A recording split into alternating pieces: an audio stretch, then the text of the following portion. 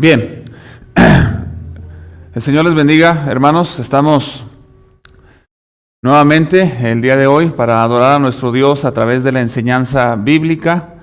Y como ustedes saben, estamos tratando una doctrina importante de las Escrituras. Esta serie la hemos llamado, se llama La Teología del Pacto, y nos ayuda a comprender también desde una perspectiva bíblica cómo nosotros hemos adquirido ciertas convicciones en distintas áreas de la fe, a través ya sea la salvación, la doctrina de la iglesia y algunas doctrinas también de índole escatológico. Todas estas doctrinas tienen o son tocadas o fundamentadas en la teología del pacto. Es por eso que nosotros consideramos que es muy importante. Entonces damos gracias a Dios que podemos tener estos medios para volver a presentarnos delante del Señor y abrir su palabra y seguir aprendiendo de ella. Antes de comenzar, les invito a orar a nuestro Dios y a poner en sus manos nuestras vidas, nuestras palabras y la enseñanza de esta mañana. Oremos. Señor, estamos delante de ti, Padre, y agradecemos tu grande misericordia, tu amor, tu paciencia, tu bondad para con nosotros. No somos dignos, Señor, de todos estos favores.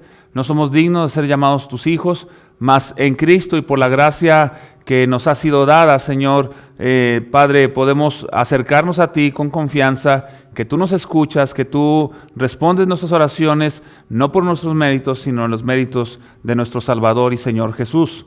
Te damos gracias por esta mañana que nos concedes y pedimos, Padre, que te manifiestes en la enseñanza, que uses mi vida, Señor, conforme a tu voluntad, y Padre, que tú sigas obrando, Señor, en los corazones y podamos seguir creciendo en la gracia y en el conocimiento de nuestro Señor Jesucristo. Ayúdanos, Padre, por favor, y que estas palabras puedan llegar cada vez más, Señor, a más personas, sobre todo, Señor, a tu iglesia local, y Padre, que seamos fortalecidos, Señor, con el poder de tu Espíritu. En Cristo Jesús te alabamos y te bendecimos. Amén. Bien, como ustedes saben, hemos estado viendo pues teología del pacto y en la vez anterior, estuvimos hablando acerca del pacto de obras. Y quiero dar un repaso, no tanto de la clase anterior, sino algunos puntos claves que hemos estado viendo a través de esta serie. Por ejemplo, aprendíamos en un principio que Cristo es la clave de la interpretación bíblica de las Escrituras. Cada vez que nosotros nos acercamos a un pasaje, debemos entender que aunque específicamente no nos hable, o particularmente no nos hable de Cristo, todo lo que Dios ha revelado en su palabra, sobre todo en el Antiguo Testamento, tenía el propósito de apuntarnos o de dirigirnos hacia Él. No solamente proféticamente, ni como promesa únicamente, sino también como un cumplimiento en su tiempo. Por eso es importante que nosotros entendamos este principio fundamental de las Escrituras.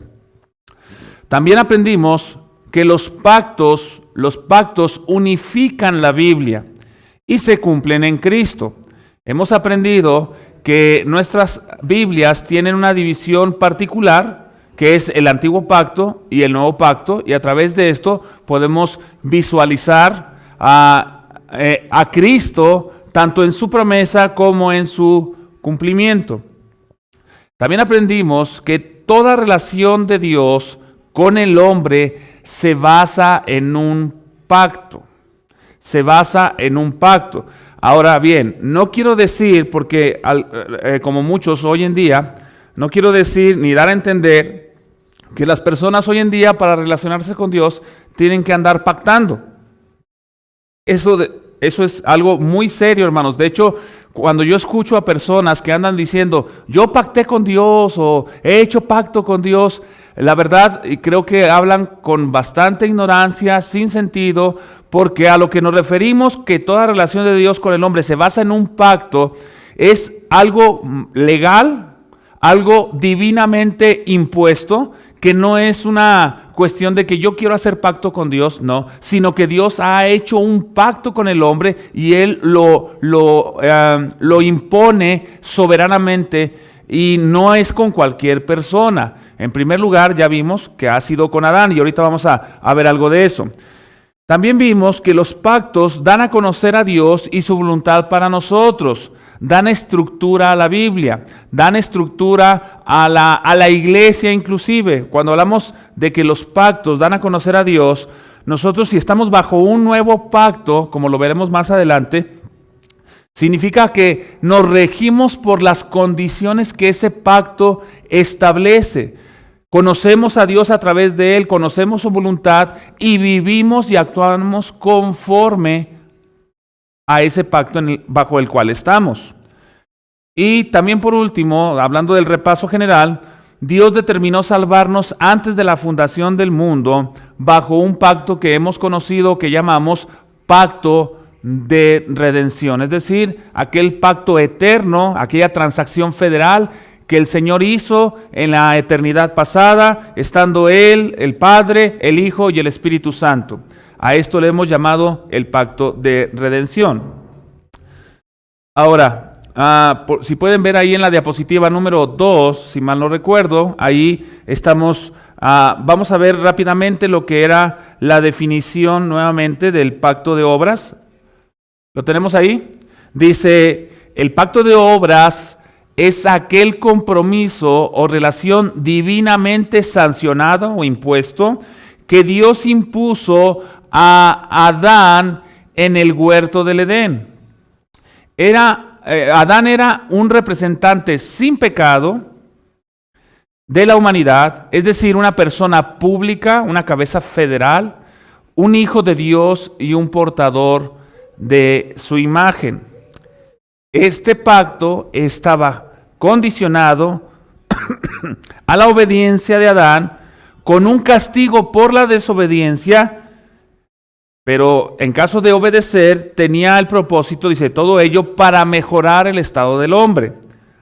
Y vimos anteriormente 4 cosas importantes, 4 elementos pactuales que se encuentran en Génesis, en el relato del Génesis, por lo cual tenemos derecho a pensar, está justificable que nosotros pensemos que se trata de un pacto ahí en el Edén, aunque muchas personas nos digan, es que si ahí no dice pacto, pues no hay un pacto. Bueno, tenemos 4 argumentos como mínimo. Hay más cosas, pero mínimo tenemos 4 argumentos. Primero, aquí tengo. Primero, gracias hijo. Primero, tenemos que en el Edén está el Dios del pacto. Ustedes recuerdan que vimos esta expresión Elohim, que se encuentra en el primer capítulo de Génesis, lo que es el relato de la creación, y después vimos cómo el autor bíblico cambia o agrega, mejor dicho, la palabra Yahvé o Jehová, como es traducida en nuestras Biblias, Jehová Dios, para referirse al trato que Dios tiene con el hombre. Y decíamos que este argumento tiene como principio que estamos hablando del Dios del pacto, el Dios que se relaciona con un pueblo, o en este caso con Adán, para poder bendecirlo. Número 2, en el Edén vimos que también estaba un hijo de Dios o una figura pública. Y hablamos de que en el relato del Génesis no viene en ninguna parte que Adán es hijo de Dios. Pero el hecho de que no venga la palabra pacto y que no venga la palabra hijo de Dios o la expresión hijo de Dios, no significa que Adán no sea hijo de Dios. La escritura posterior, que en este caso es Lucas, nos dijo que Adán era hijo de Dios. ¿Sí? Y ese término era muy importante para los judíos, así que no está usado a la ligera. Si hay un hijo de Dios, si hay una persona pública, un representante de Dios, está haciendo un pacto con ese alguien. Número 3. Decíamos que en este pacto de obras, en el Edén, hay una condición legal que incluye castigo. Como lo dice nuestra propia definición de pacto que hemos aprendido, en un pacto, si no se cumple, hay consecuencias, tiene que haber un pago, una consecuencia, un castigo. Así que si se cumple, también hay una recompensa. Así también si hay un incumplimiento, también hay un castigo. Y lo vemos en Génesis 2 cuando Adán recibe el mandamiento de Dios. Le dice, no comas de este árbol, mantente confiando en mi palabra, depende libremente en esa condición para que yo sea tu proveedor. Y Adán decidió no creerle a Dios y creerle a Satanás, y por lo tanto hubo consecuencia de esa falta de legalidad de Adán, de no apegarse a la condición pactual. Y número 4 es que en el Edén también había una promesa que incluye recompensa.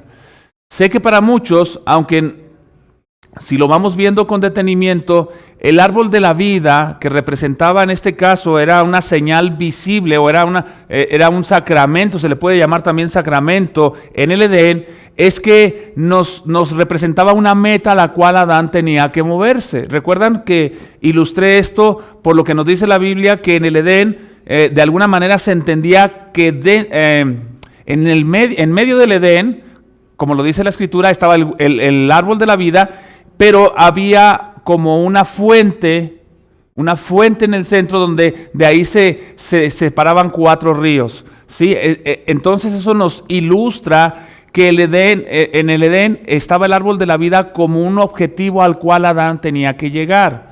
Ojo con esto. No significa, y no estamos diciendo que el árbol en sí, el árbol de la vida y su fruto, el árbol en sí tuviese algún poder para otorgar vida, sino que el derecho de llegar a ese punto, más bien, el hecho de llegar a ese punto nos daba derecho o nos, ¿cómo se puede decir? Nos calificaba el tomar de ese árbol, en este caso Adán, por el hecho de ya haber cumplido esa obediencia y por lo tanto el beneficio es la recompensa, tomar de ese árbol y de alguna manera sí ilustrar que esa persona era merecedora de la vida eterna, en este caso Adán. Así que había una promesa de vida eterna, por lo tanto ahí están los elementos pactuales en el relato del Génesis, donde podemos decir que hay ahí un pacto de obras. Son los mínimos elementos que podemos decir, porque hay muchas otras cosas más, como por ejemplo que en el Edén de alguna manera se puede visualizar un templo, no porque hubiesen 4 paredes, sino que el Edén representaba, en este caso, un lugar específico en el que Dios tenía comunión con el hombre. Y como lo hemos anunciado, vamos a ver el día de hoy lo que es el pacto de obras y las implicaciones. Antes de eso, tengo que decir algunas cosas. En primer lugar, veamos a Génesis capítulo 2, verso del 16 al 17. Como ustedes saben, aquí tenemos el relato condicional, el mandato de Dios. Dice ahí, verso 16, y mandó Jehová Dios al hombre y le puso en el huerto de Edén para que lo labrara y lo guardase. Perdón. ¿Qué dije, verso? Sí, perdón, me fui más atrás. Dice el versículo 16, y mandó Jehová Dios al hombre diciendo, de todo árbol del huerto podrás comer,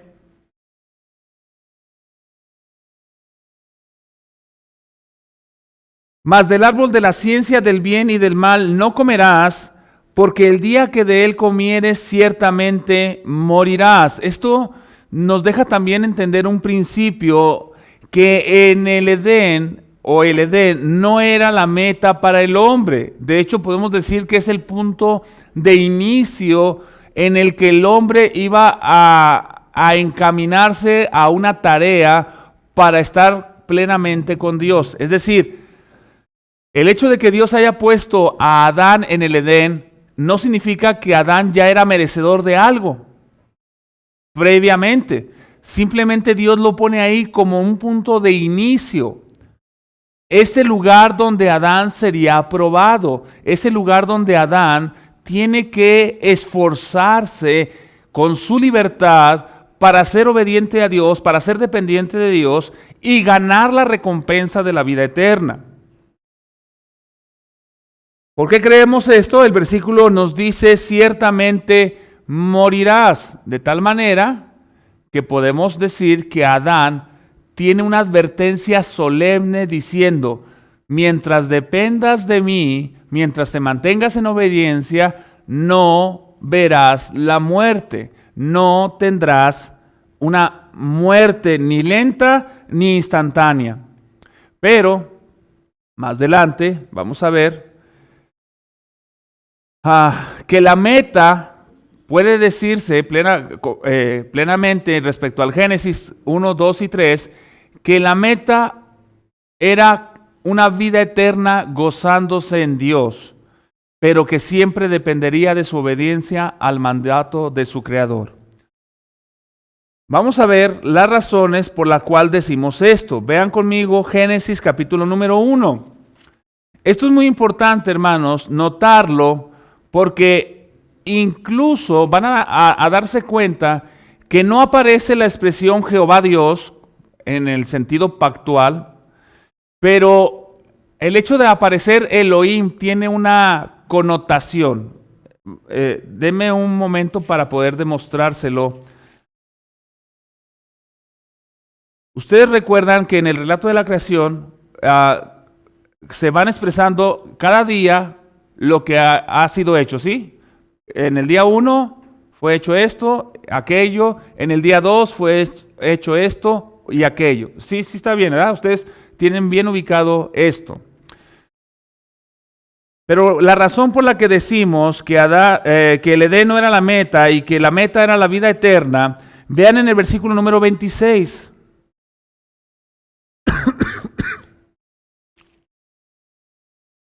Dice el versículo 26. Entonces dijo Dios: hagamos al hombre a nuestra imagen. Recuerden que ahí no dice y dijo Jehová Dios, dice y dijo Dios: hagamos al hombre a nuestra imagen. El hecho de enfatizar que es el Elohim quien está haciendo al hombre a su imagen, nos debe dejar claro que Elohim no está aquí, aunque no se está representando en su nombre pactual, Dios, o en este caso Jehová, pero Dios como una esencia específica, un ser divino específico con todas sus propiedades y atributos, hace que el hombre sea partícipe de su imagen. Y el hacerlo partícipe de su imagen quiere decir que el propósito de haber hecho al hombre es que el hombre represente a Dios en la tierra. El hecho de haber hecho al hombre a su imagen, el propósito es que ese hombre represente a Dios en la tierra. Esto significa que de alguna manera, desde Génesis 1:26, Dios está preparando una relación pactual con el hombre a través de una creación natural. Es decir, hermanos, cuando Dios creó al hombre y al crearlo a la imagen de Dios, lo creó de tal manera para que el hombre en esa condición, hecho a imagen de Dios, pudiera conocer a Dios de una manera experimental.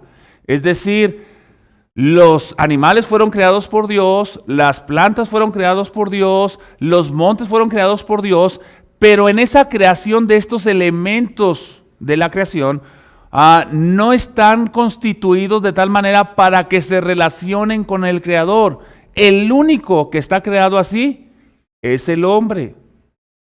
Entonces, la meta no era el Edén, era vivir como un representante por Dios por siempre. un representante de Dios por siempre. Número 2, hablando de las razones por las cuales decimos que el Edén no era la meta. Verso 28. ¿Lo tienen ahí? Del capítulo 1, perdón. Sí, de ahí mismo de Génesis. Dice versículo, voy a leer el 27, dice, y creó Dios al hombre a su imagen, a imagen de Dios lo creó, varón y hembra los creó. ¿Sí? Especifica que eran un hombre y una mujer, y los bendijo Dios. Es decir, tenía un propósito específico para ellos al ser portadores de su imagen, y les dijo, fructificad y multiplicaos, llenad la tierra. Entonces, si ustedes me guardan ahí esa frase hasta ese momento, el propósito de Dios para con el hombre era fructificar y multiplicarse. Por lo tanto, antes del Edén, o sea, antes de ver el Edén, podemos entender que el Edén no era la meta. ¿Cuál era la meta? Llenar la tierra. Entonces quiere decir que no solamente Adán era portador de su imagen, sino que él, como una representación federal o pactual, como se iba a ver en Génesis 2, él tenía el propósito de darle a Dios una descendencia, o sea, es decir, un conjunto de personas que llenen la tierra y que ellos adoren a Dios. Entonces, no estamos hablando de que Dios así como que, oye, no tenía nada que hacer el Señor y creó al hombre y las cosas se le empezaron a salir de las manos porque pecó y empezó a idear un plan para poder salvarlo. No, desde un principio Dios establece cuál ha sido su propósito y podemos decir que el propósito de Dios no falla. Esto se va a cumplir. No se cumplió con Adán, pero se cumplirá plenamente en Cristo. Y ya empezó. Desde que Cristo vino, Él ya empezó a cumplir este propósito. Número 3, hablando de las razones, vean el versículo número 28 nuevamente. Les dijo, fructificad y multiplicaos, llenad la tierra y sojuzgadla y señoread. Yo les pregunto a ustedes, sobre todo los que están aquí presentes, si alguien quiere contestar. Cuando Adán empezó a estar en el Edén, ¿él ya dominaba la tierra? ¿Señoreaba sobre todos los peces, sobre todos los animales? No. De hecho, se le empieza a dar una tarea específica. ¿Se acuerdan que él empieza a nombrar los animales? Entonces, significa que el Edén apenas era el inicio en donde Adán tenía que desarrollar los propósitos que Dios se había hecho y cumplirlos. Era ser portador de la imagen de Dios, multiplicar, fructificarse y multiplicarse en la tierra y gobernar la tierra y someterla.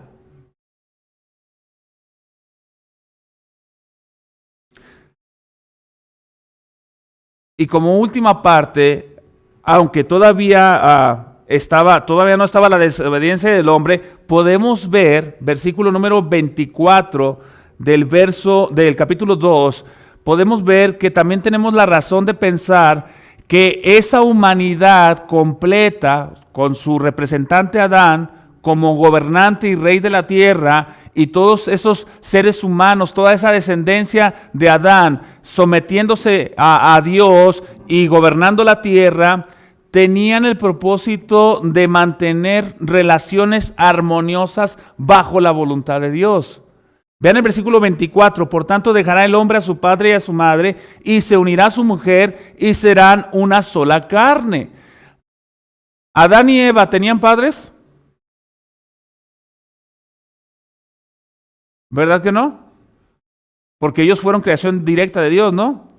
Y sin embargo el versículo antes de la caída nos dice el establecimiento de relaciones armoniosas bajo la voluntad de Dios aún antes del pecado. Es decir, dejarán a padre y madre y se unirían a su mujer. Significa que el propósito final. De hecho, se le puede llamar escatológico, no había querido usar la palabra, pero en realidad lo que estamos viendo son esas metas escatológicas que Dios estableció en la creación antes de que el hombre pecara, antes de que el hombre fuera probado. Lo estableció para que viéramos hacia dónde se iba a dirigir Adán en el pacto. Pero ya sabemos la historia, ¿verdad? Que Adán falló. Entonces, esto es muy importante, hermanos, porque inclusive nuestra perspectiva evangelística, nuestra perspectiva eclesiástica cambia. Yo veo con mucha tristeza que hay personas que juegan a la iglesia, que menosprecian las verdades del evangelio, que todo lo quieren resolver diciendo que Dios nos ha mandado a amar. Y no hablan específicamente lo que Dios ha enseñado o lo que Dios nos ha dicho, porque no quieren que las personas se ofendan. Y ahorita en las implicaciones de todo esto del pacto de obras, hermanos, vamos a dar cuenta que a veces estamos muy lejos de aplicar estos principios del Génesis en nuestra propia vida familiar, eclesiástica, laboral o desde una perspectiva evangelística. Estamos a veces muy lejos de aplicar estos principios. Veamos rápidamente, ahí lo pueden ver en la diapositiva. ¿Sí estamos ahí siguiendo? Dice la transgresión del pacto de obras. Lo tienen, ¿verdad? Dice, después de las breves razones. Bien, Adán era perfecto, ¿estamos bien? Ustedes están conscientes de eso, pero algunas personas van a decir, bueno, si era perfecto, ¿por qué necesitaba la vida eterna? Quiero que vayan conmigo, por favor, a Eclesiastés 7:29. ¿Sí lo tienen ahí, por favor? Eclesiastés 7:29. La transgresión del pacto de obras. Dice Eclesiastés 7:29, he aquí solamente esto he hallado. Cuando el predicador estaba reflexionando acerca de la vanidad del hombre, dice que Dios hizo al hombre recto, pero ellos buscaron muchas perversiones. ¿Sí? Ahora, quiero que me brinde un momento su atención. Algunas personas, y sobre todo en nuestras traducciones o en alguna traducción, puede que no haya una precisión a la hora de traducir. ¿Ustedes pueden notar que hay un cambio del singular al plural en este versículo? Sí lo pueden notar, ¿verdad? Y comúnmente algunas traducciones se ven como con la dificultad de decir, bueno, Dios hizo, y a veces dicen, bueno, Dios creó a Adán, porque ahí acuérdense que la palabra hombre es la que se traduce a veces así de la palabra original Adán, la palabra hebrea Adán. También de hecho por eso se traduce como humanidad, como el texto de Oseas que habíamos visto la semana pasada. ¿Qué quiero decir con esto? Que muchas personas dicen, bueno, sí habla de Adán, pero luego después dice, pero ellos buscaron muchas perversiones. Entonces, algunos han concluido que este versículo se debería de traducir que Dios hizo a los hombres rectos. O sea, le ponen el plural en el hombre para poder decir, pero ellos buscaron muchas perversiones. Entonces algunos dicen, ya ves, entonces cuando nacemos todos estamos rectos, todos somos rectos, pero nos vamos desviando conforme a nuestro ambiente. Esto es la doctrina del pelagianismo. Entonces así justifican que el hombre, si tú le das un ambiente apropiado, es menos pecador. El hombre es pecador por naturaleza. ¿Cuál es la razón o qué razón voy a dar de por qué viene en singular y luego en plural? Miren, hermanos, regrese por favor a Génesis capítulo 1.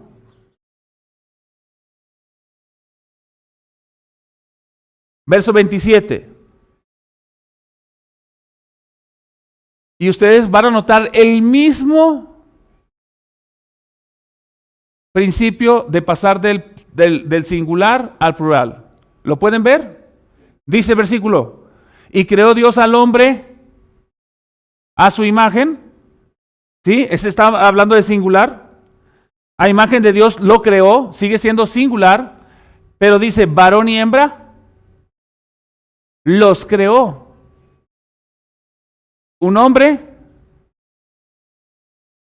en este caso una raza, por decirlo así, o un tipo de criatura, si me permite usarlo, que es el hombre, el ser humano, pero bajo dos sexos.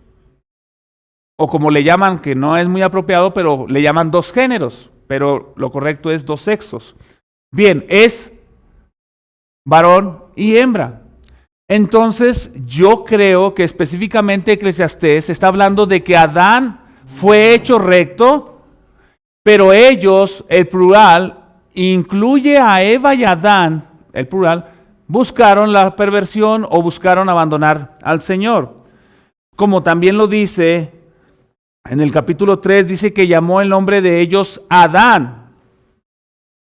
Entonces, tanto el hombre como la mujer son parte de la humanidad o son parte de lo que podemos llamar hombre. Bien, quiero que, bueno, no lo tienen, no sé, yo sé que no todos lo tienen a la mano, pero en la segunda confesión de fe de 1689, cuando habla de la creación del hombre, dice así: después que Dios hubo creado todas las demás criaturas, creó al hombre, varón y hembra, con almas racionales e inmortales, haciéndolos aptos para la vida con Dios, para la cual fueron creados, siendo hechos a imagen de Dios en conocimiento, justicia y santidad de la verdad. Este principio lo acabamos de ver hace un momento cuando decimos que el hombre fue creado a imagen de Dios y tuvo que tener un principio de justicia. Dios lo hizo recto, o sea, en un principio no como recto plenamente, sino lo puso ahí en cero, pero recto al final de cuentas, para que él pudiera llegar a una justicia plena o completa.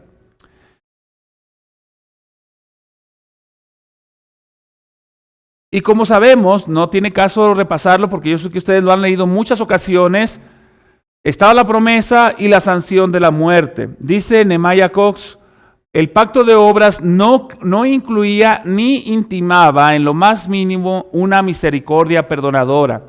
Esto es muy importante, hermanos. Si Adán pecaba, el pacto no incluía una manera para que él pudiera expiar su culpa. Por eso es que el pacto de obras no contiene estrictamente gracia, hablando de cómo está establecido. Ya existe gracia porque Dios, hasta cierto punto, porque Dios se relaciona con el hombre, pero Él le pone unas leyes, lo sanciona, lo amenaza con la muerte si no cumple, y no establece una forma en la cual Adán pueda recuperarse de la vergüenza. Dice, hermano, ¿y esto tiene relación estrictamente con nosotros? Pues mucha. De hecho, hasta con el mensaje del evangelio que predicamos. Quiero que vaya conmigo rápidamente a la desobediencia del hombre. Vean lo que dice ahí, capítulo 3 de Génesis, verso número 8. Después de que Adán y Eva pecaron, dice el versículo, y oyeron la voz. El verso 7. Entonces fueron abiertos los ojos de ambos y conocieron que estaban desnudos. Entonces cosieron hojas de higuera y se hicieron delantales.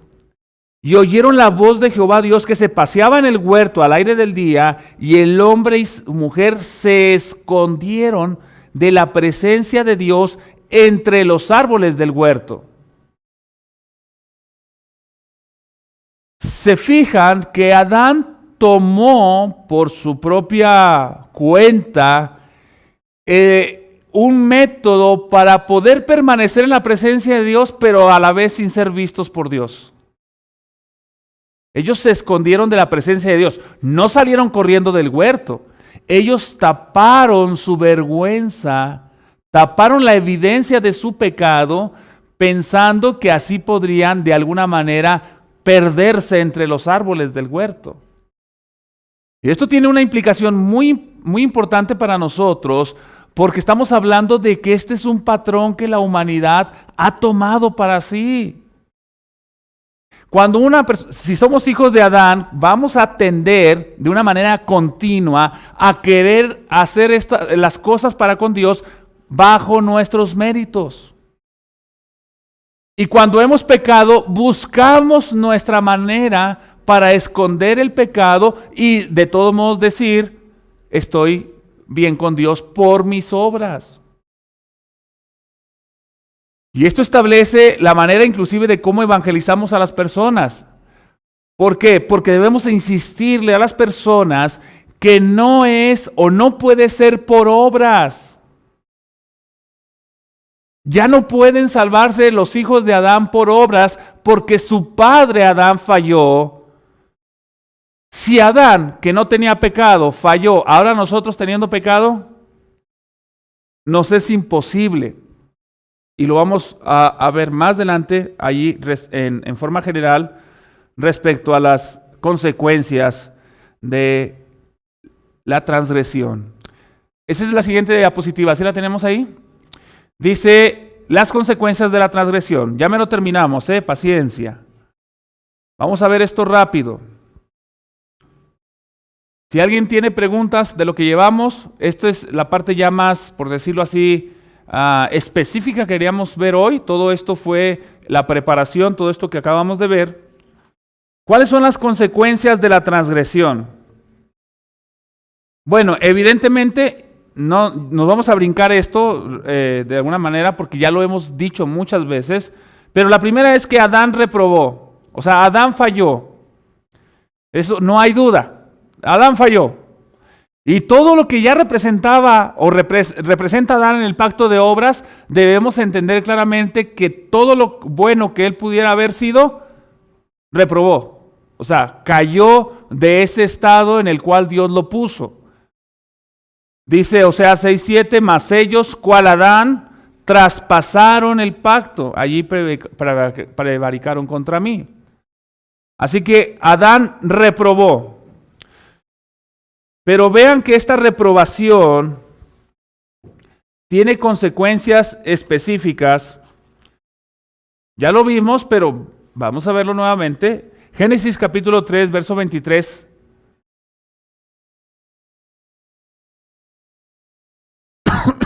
¿Lo tienen ahí? Déjenme tomar poquita agua.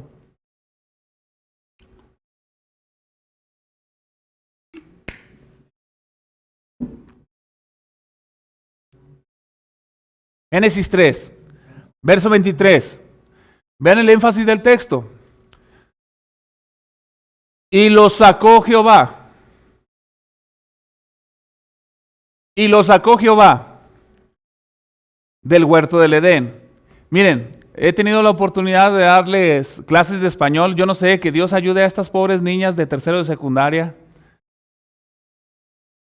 Pero hemos estado hablando de algunas cosas. De hecho, ellas hicieron una investigación acerca del tipo de oraciones. Y inclusive es una cosa que también en inglés, aunque no soy experto en inglés, recuerdo algunas clases que me dieron de inglés. Cuando nosotros cambiamos el orden de una oración, hacemos ciertos énfasis. Sí, hacemos ciertos énfasis cuando sacamos cuando hacemos un cambio de orden. Sí, a veces se le dice oración activa o oración pasiva. Si se fija, aunque el sujeto está implícito, el que comete la acción, el objeto está implícito. Dice el versículo número 23, y lo sacó Jehová. ¿A quién sacó? A Adán. Pero ¿quién es el que ejerce la acción? Dios. Pero si se fija, no dice, y Jehová sacó al hombre. Quiere decir que está enfatizando el haber sido echado fuera. O sea, el texto está enfatizando que Dios no permitió que la desobediencia de Adán lo mantuviera en ese lugar sagrado del Edén y lo tuvo que sacar de su presencia. ¿Sí lo pueden notar? Dice, y lo sacó Jehová del huerto del Edén. Así que el énfasis es que el hombre fue echado para que labrase la tierra de la que fue formado. Vean el versículo 24 nuevamente. Echó. ¿Quién echó? Dios. Pues fuera al hombre. Entonces estos versículos nos dicen que definitivamente Adán y toda su descendencia, como lo vamos a ver en un momento más, han sido echados de la presencia o de la comunión con Dios. O sea, el ser humano tiene un problema serio. Nuestro representante, Adán, cayó de ese estado original. Y no hay nada en nosotros que pueda repararlo. No hay virtudes en nosotros que puedan compensar esa caída. En primer lugar, porque no se proveyó dentro de ese pacto cómo yo pudiera expiar mi pecado. No se le proveyó a Adán eso y no se nos proveyó a nosotros.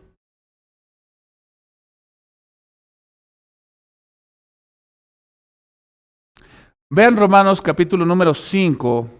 Las consecuencias que estamos hablando de la transgresión, en primer lugar, es que Adán reprobó y por lo tanto cayó de ese estado de comunión con Dios.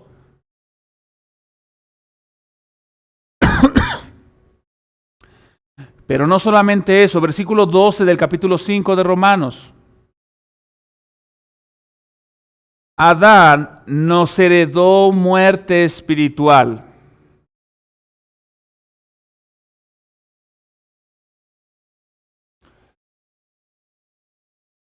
¿Lo tienen ahí? Bien, dice el versículo 12, por tanto, como el pecado entró en el mundo, ¿por un qué?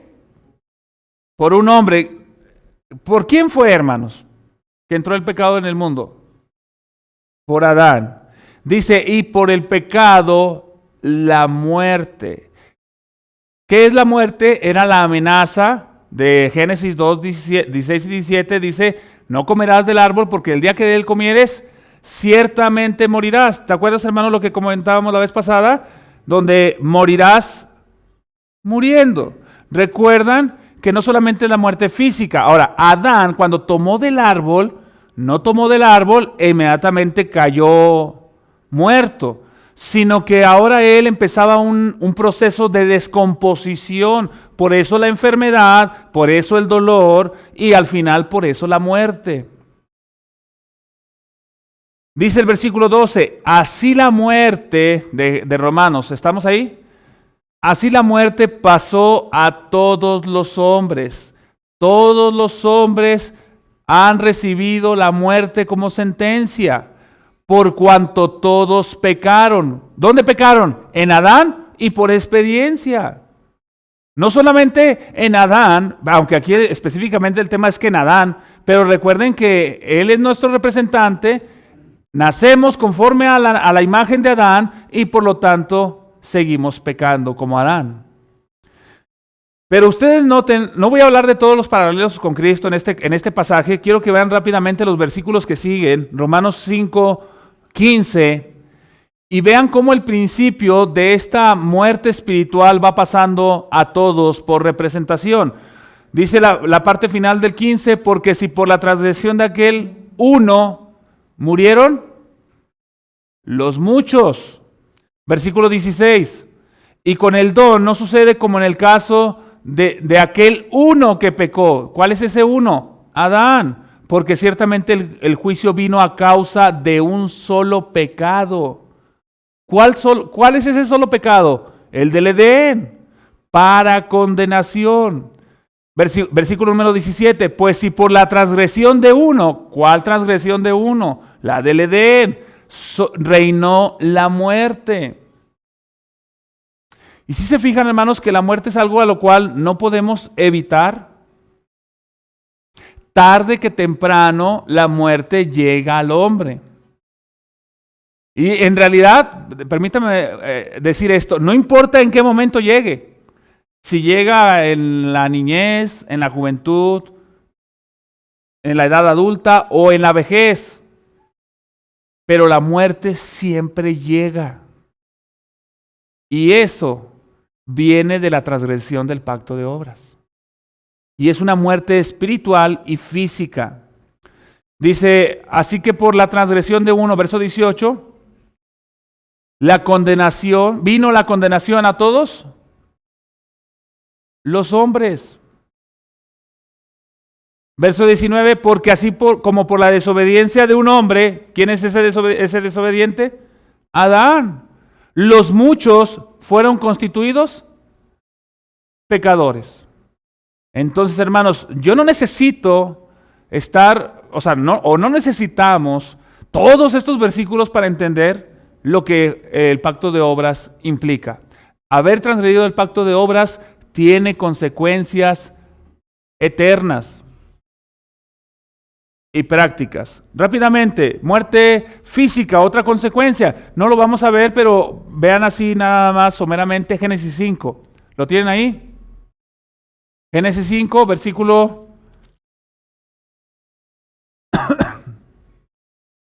verso 3, y vivió Adán 130 años y engendró un hijo a su semejanza, ya habiendo sido expulsado del Edén, ya corrompido por el pecado de forma experimental, es decir, él pecó, conoció el bien y el mal por experiencia, pero su hijo no nace conforme a la semejanza de Adán en la creación, sino después de que pecó. Dice, a su semejanza conforme a su imagen, y llamó su nombre Set.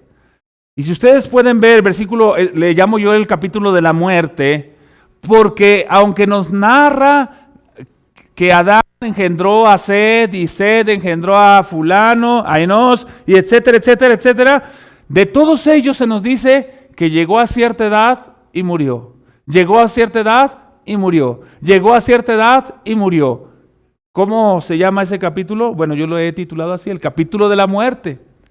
Porque él nos enfatiza que la muerte, tarde o temprano, vivas muchos años o vivas pocos, la muerte llega a los hombres como consecuencia de la desobediencia en el pacto de obras. Ahora vean Mateo capítulo 19, verso 25. Hermanos, ya estamos terminando. Ténganme paciencia. No sé cuánto tiempo llevo, pero por ahí escuché que no hay problema, que yo puedo tomar todo el tiempo que quiera.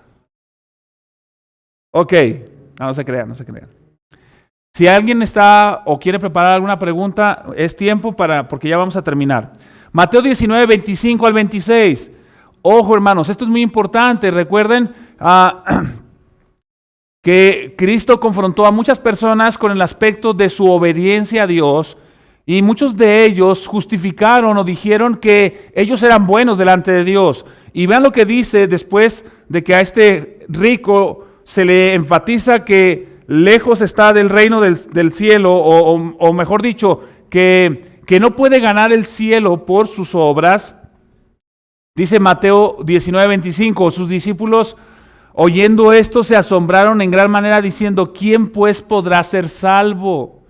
Porque si se supone que una persona rica tiene las bendiciones de Dios por ser obediente, vean lo que dice el versículo 26, y mirándolos Jesús les dijo, para los hombres, ¿de qué están hablando? De la posibilidad de ser salvo, ¿no? Dice, para los hombres esto es imposible.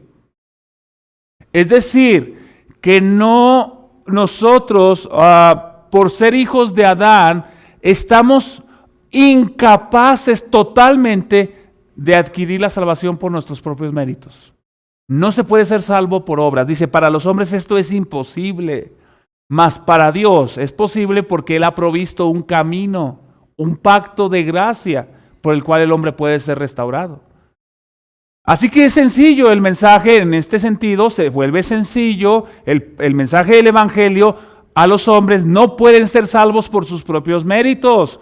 Tienen que tomar el camino que Dios ha dispuesto, el pacto de gracia, para que verdaderamente el hombre pueda ser salvo y Dios lo salve. Así que la consecuencia de la transgresión del pacto de obras ha sido que los hombres, todos los hombres, sin excepción, somos incapaces de ganar la vida eterna por nuestros méritos. Y hermanos, discúlpenme, pero perdónenme, como dicen, Hermanos, no importa si el Papa mismo o las personas más respetadas o reconocidas digan que Dios puede recibirte o puedes tú ser salvo por ser buena persona, hermanos, eso es contrario totalmente a las Escrituras. No hay nada en el ser humano que le pueda ser recompensado con la vida eterna por mérito propio. No hay nada en el ser humano.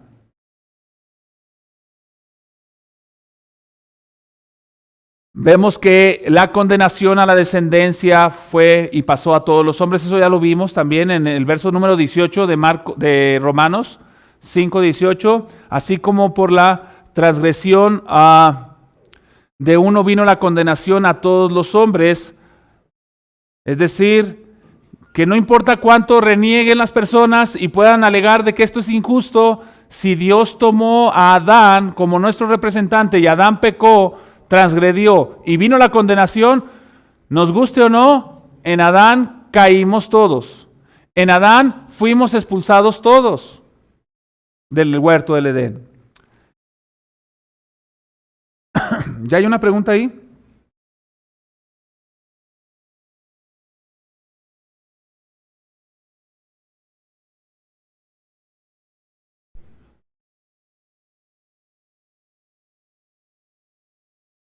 Ok. Si lo tienen ahí el micrófono, lo digo yo. Buenas. Dice la pregunta. Pregunta a un hermano. Hermano pastor, haber sido expulsado del huerto debe ser visto como castigo o como un acto de misericordia. Si el hombre se hubiera alcanzado el árbol de la vida eterna, ¿se hubiera quedado siempre en su estado caído? Ok. Bueno, tenemos que ver objetivamente que esa expulsión del huerto, como lo dice Génesis 2, sí es una consecuencia del pecado. O sea, es decir, que hay un castigo. No puede ser tomado como una, ¿cómo se le puede llamar? Como un beneficio estrictamente en el hecho de que el huerto representaba una comunión con Dios y Dios no puede admitir el pecado y por lo tanto, aunque es un castigo, está implícita una misericordia para que el hombre sí pueda ser salvado de todos modos, porque si Adán permanece en el huerto, lo que yo concluyo es que Adán hubiese sido exterminado de la presencia del Señor por causa del pecado.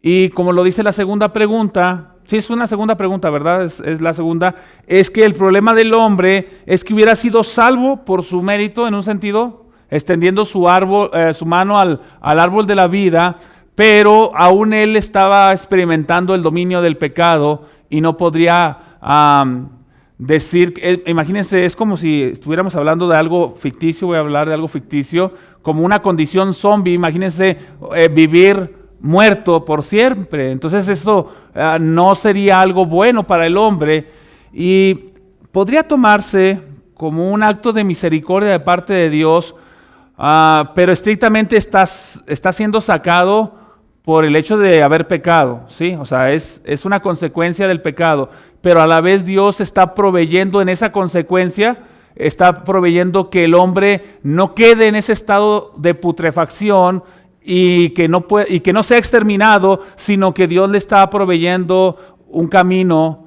por el cual él pueda ser salvado. Entonces, no sé si estoy respondiendo y si hay de alguna manera una misericordia de parte de Dios en esa expulsión del huerto. Nuestro último punto ya es que la caída de toda la creación. Ustedes ven Génesis 3 rápidamente, si lo pueden poner ahí en pantalla. Génesis 3 del verso 17 al 19 dice, y el hombre dijo, por cuanto obedeciste a la voz de tu mujer y comiste del árbol que te mandé diciendo, no comerás de él, maldita será la tierra por tu causa. Es decir, Adán no solamente estaba en representación de su pueblo o de su descendencia, sino que Adán figuraba como el canal que Dios tenía para preservar la creación en un estado bueno y saludable. De tal manera que su pecado afectó también a la creación. Y fíjense que no nos lo dice ningún pasaje en Génesis del relato de la creación, no nos dice que el pecado de Adán, o más bien que la obediencia de Adán tenía como consecuencia, la obediencia, recompensar a la creación. Pero se entiende porque su desobediencia causó la maldición de la creación de la tierra. En Romanos se nos especifica que el pecado entró en el mundo. Y el hecho, ¿cómo se ve voy a llamarlo esta decadencia en la creación, en las cosas creadas? Pues no solamente en el ambiente, sino que el hecho de que exista la muerte en el ser humano como corona de la creación es una señal de que esta tierra está corrompida. Otra pregunta. Preguntan, hermano, pastor, ¿Adán fue salvo? Adán fue salvo.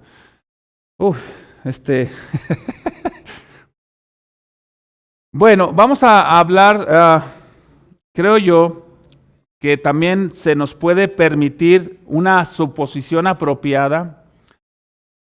Los actos de Dios que reflejan la misericordia para con Adán nos pueden hacer suponer que Adán fue salvo. Pero no crean que fue tan fácil para él, y no estoy hablando de que él tuvo que hacer una cosa extraordinaria, sino estoy hablando de su entendimiento. Cuando Dios dice que vistió de túnicas de pieles a Adán y a Eva, en el versículo 21 de Génesis 3, significa que Dios hizo un sacrificio de animales. ¿Sí? Y es muy probable que en ese sentido ellos fueron instruidos por Dios de que se requería de un sacrificio para ser salvos. Ahora, en la promesa que Dios les dio, que es lo que se conoce como la promesa del Evangelio, donde dice Génesis 3:15 que al sentenciar a la serpiente, dice, pondré enemistad entre ti y la mujer, y entre tu simiente y la simiente suya, esta te herirá en la cabeza y tú le herirás en el calcañar. Como se conoce que esto es la promesa del Evangelio, es muy probable que Adán y Eva pudieron después, existe esa posibilidad, de confiar en que Dios ahora les proveería de un Salvador. Y si eso lo vieron de una manera, se acercaron con fe en ese sentido, es probable que Dios los haya salvado. La muestra de que estaban en esa expectativa es de que particularmente a su primer hijo le ponen Caín. Porque Caín significa un hombre parecido al Señor. O en este caso, el prometido también del Señor. Entonces, es decir, que ellos tenían esa expectativa de que ahora Dios se proveería a través de la simiente de la mujer un Salvador. Entonces, es probable que Adán y Eva también hayan sido salvos. Sin embargo, obviamente debemos reconocer que las Escrituras enfatizan mucho el hecho de que nuestra condenación viene por medio de estos dos hombres, por medio de este hombre y de esta mujer, Adán y Eva. Entonces, creo que tenemos una oportunidad de pensar positivamente en que Adán y Eva fueron salvos por los actos de misericordia de la cual Dios les rodeó y por la respuesta que tuvieron al ponerle Caín a su hijo de acuerdo a la promesa que Dios había hecho en Génesis 3:15. ¿Otra pregunta por ahí? Ok. Bien, ya por último, hermanos. Romanos 8:19-22, porque el anhelo ardiente de la creación es el aguardar la manifestación de los hijos de Dios, porque la creación fue sujetada a vanidad, no por su propia voluntad, sino por causa del que la sujetó en esperanza, porque también la creación misma será libertada de la esclavitud de corrupción. ¿Cuándo entró en esa esclavitud de corrupción? Cuando Adán pecó. A la libertad gloriosa de los hijos de Dios. ¿Cuál es esa libertad gloriosa de los hijos de Dios? Cuando venga Cristo por segunda vez, porque sabemos que toda la creación gime a una y a una está con dolores de parto hasta ahora, ¿sí? La creación, permítame usar esta expresión, está preñada. Con la venida de Cristo se inició de una manera fundamental y visible a los hombres este aspecto de liberación, no solamente para los hombres, sino también para la creación. Y dará luz, y ese alumbramiento es la segunda venida de Cristo.